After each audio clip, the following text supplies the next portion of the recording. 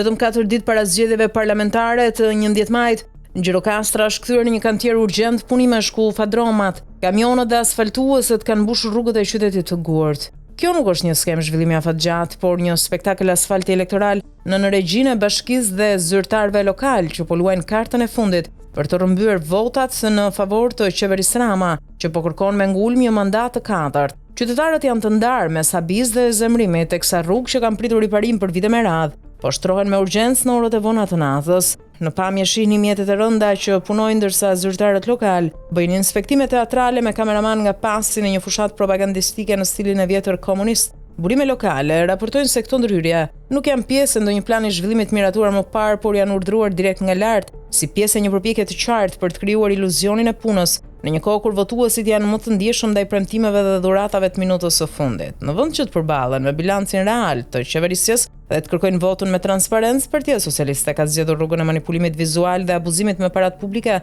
për ta çuar Shqipërinë në Bashkimin Evropian, siç pretendon edhe lideri i tyre Edi Rama.